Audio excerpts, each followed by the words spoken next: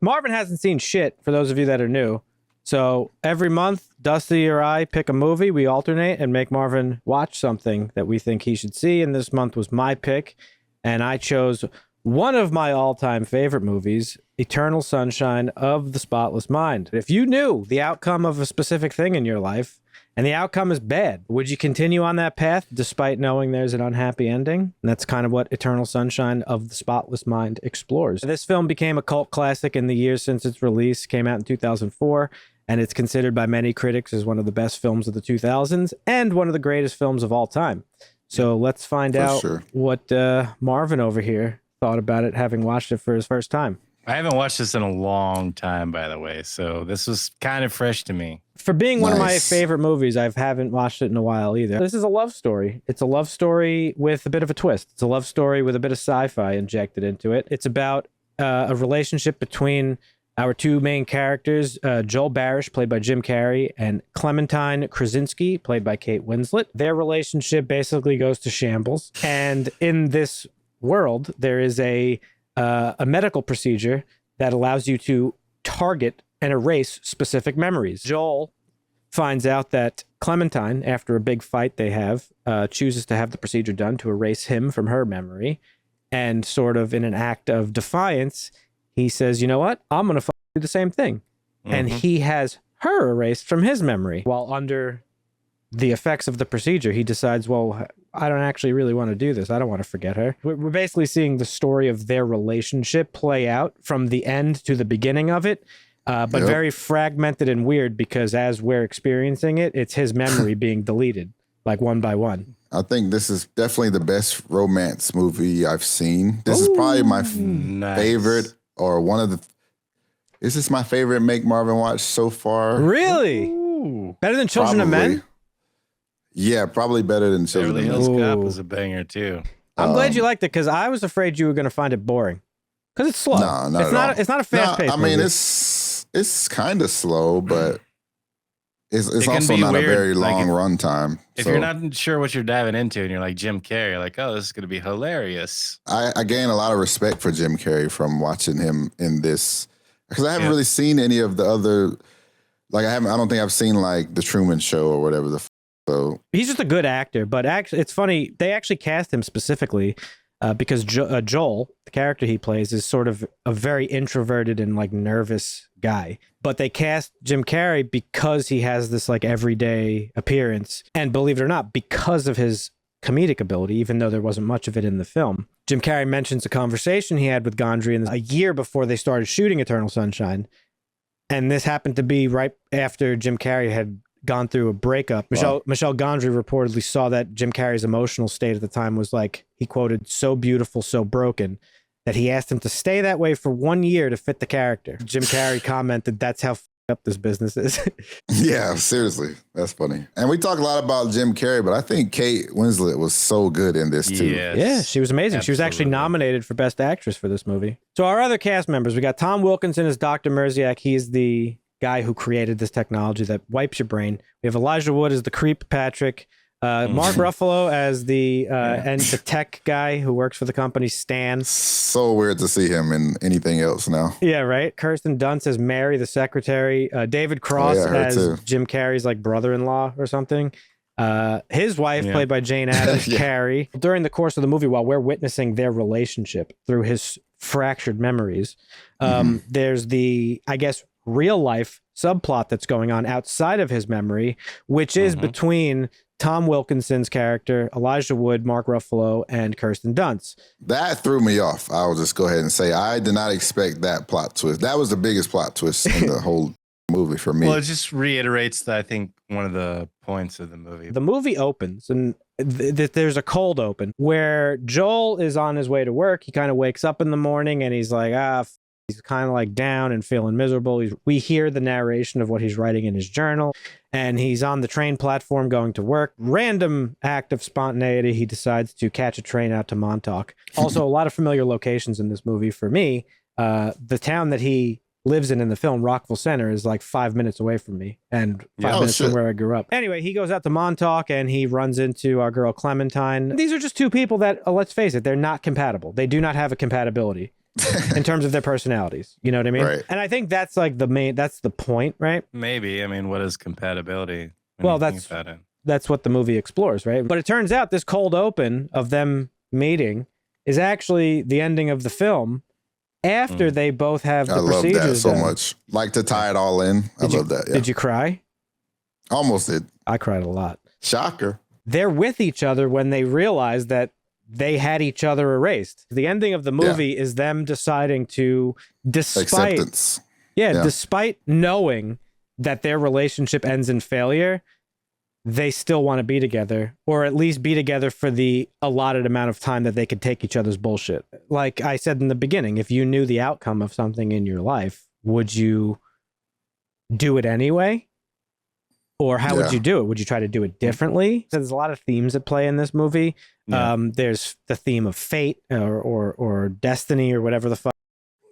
Fate, destiny, does love, because we have the love messaging from two different couples here, because we have Kate Winslet's Clementine and Joel finding each other, but we also have Mary, Kirsten Dunst's character. Yeah, and that raises an interesting question. Does love conquer all?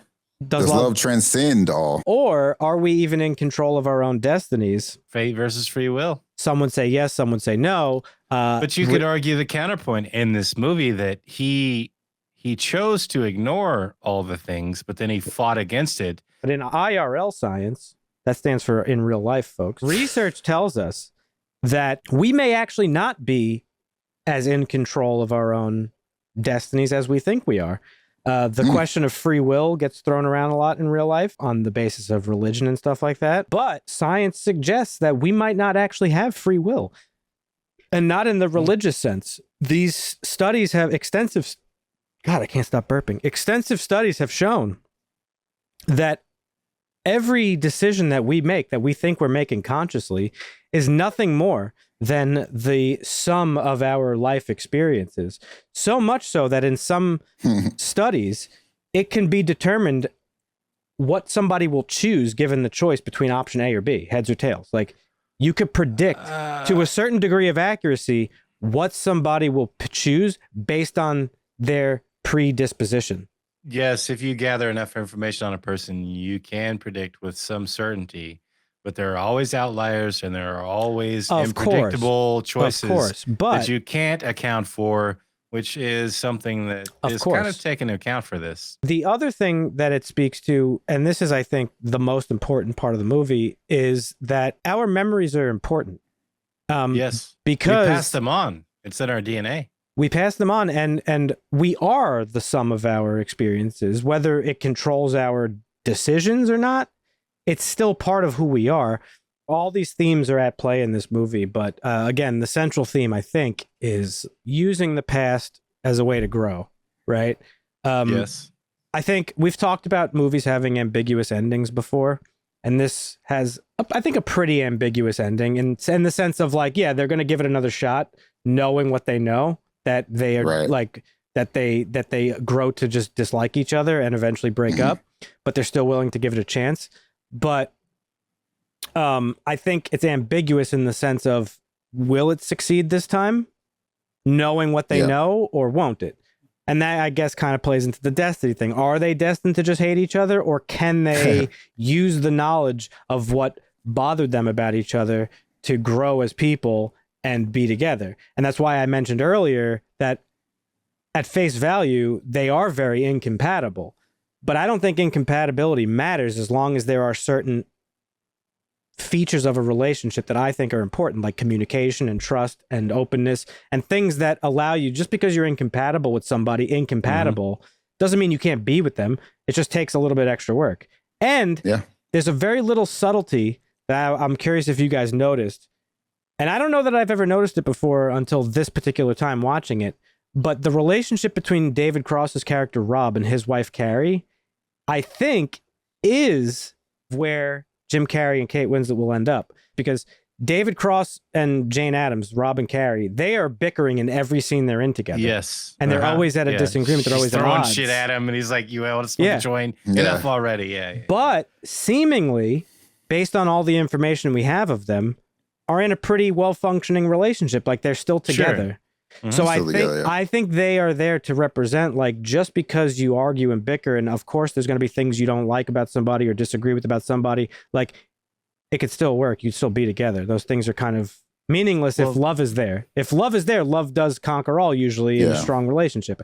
They represent where like a normal relationship kind of ends up. Yeah. But I think the mind wiping, it's kind of like Inception with when they remove those memories, but there's like little seeds planted of like things they could have done differently that will give them an advantage the second time around. Yeah, but it's just like the finale of Inception where he's like he's planting the seed versus the direct idea. The way the story is being told to you, like the story of their relationship, because you're seeing it in reverse. You're seeing it from the point it fell apart when he called her a whore, basically, all the way to the point they met. Even through the conflict and stuff, he's discovering little bits and pieces. That's why he decides he doesn't want to forget her, because he realizes like, hey, even though this ended poorly, like this was still like an important and happy part of my life. It's better to have love and lost than never have loved at all. Right. Of course. Yeah. I do think it's not so straightforward as like he sees like the possibility,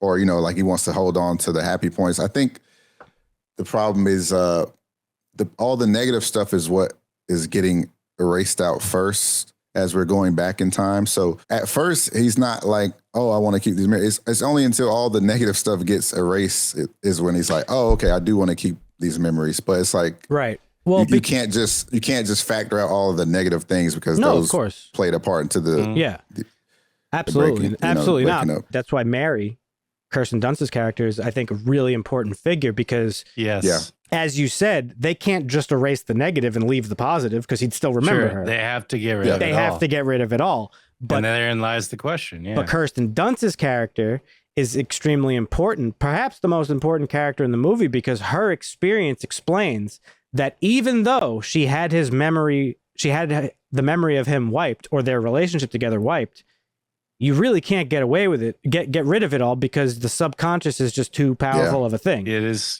That's right. Yeah, I agree with that. You're not going to find anybody you match 100% with. And even if you think you can find somebody you can match 99.99% with, there will still be conflict and compromise in that relationship.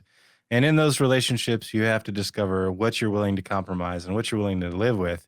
And that's kind of what this movie explores is he loved her so much that all the things that he thought he hated and he wanted to leave, he was like, no, I was okay with those things after I think about it and contemplate. So sometimes that's why I kind of think the bad things getting erased first, kind of with that, because it does. If you're only focusing on if subconsciously, like recent, like if the most recent thing was the happy things that were erased. Yeah. Well, I mean, but at the end of the relationship, all he could think about was all the bad things. And once those started going, he started remembering the good things. And he's like, oh, holy shit, this was actually good. And maybe the good outweighed the bad. And that's where you get into that internal dilemma of, do I really want to do this? You can't have good without bad. And vice versa. Correct. Yeah. Like, it's yin and yang. Yeah. You can't. And